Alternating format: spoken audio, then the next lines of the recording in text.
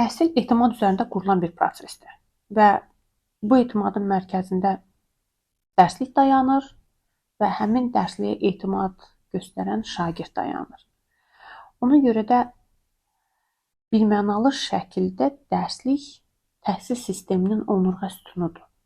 Çünki o təlim məqsədlərini, məzmun ardıcıllığını, eləcə də şagirdin inkişaf trayektoriyasını müəyyən edən başlıca istiqamətdir. Və ona görə də dərslik siyasəti təsadüfi qərarlarla formalaşdırıla bilməz. Burada mütləq şəkildə elmi əsaslar olmalıdır. Biz nə müşahidə edirik? Biz müşahidə edirik ki, bizdə dərsliklər tez-tez dəyişir, məzmun yenilənir, metodiki yanaşmalar yenilənir. Və burada sual yaranır ki, bax bu qısa müddət ərzində ki, bu dəyişikliklər baş verir.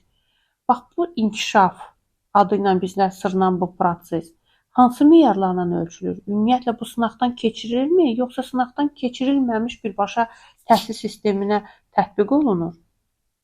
Yəni hardan baxsanız, hər hansı bir yenilik mərhələli şəkildə tətbiq olunmalıdır da. Yəni pilot mühitdə bir sınaqdan keçirilməlidir, nəticəsi ölçülməlidir. Bu nəticələrə əsasən də bunun tətbiq olunub-olunmamağı ilə bağlı qərar verilməlidir. Əks halda nə baş verir? Əks halda risklər yaranır.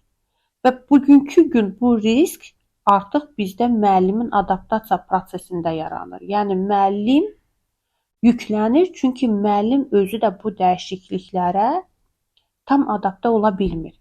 Və bu risk həm də şagirdin öyrənmə ardıcılığının pozulmasıdır. Bir dərslikdə yazılır ki, bu düzdür, digər dərslikdə yazılır ki, bu səhvdir. Və bu nə yaradır? Qeyri-sabitlik yaranır. Və nəzərə almaq lazımdır ki, şagird təhsil sistemində təcrübə obyekti deyil. Yəni.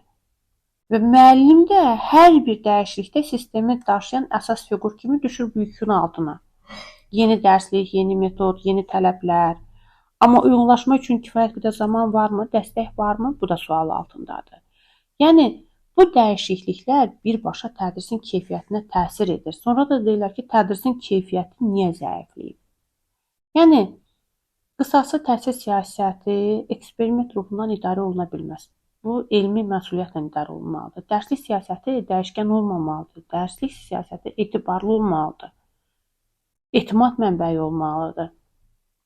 Ona görə də düşünürəm ki, bax bu cür sınaqlar inkişaf adından bizə sırınmamalıdır. Yəni, şagird üzərində aparılan nəzarətsiz təcrübə təhsil deyil, təhsilə vurulmuş zərbədir. Bu, böyük bir məsuliyyətsizlikdir.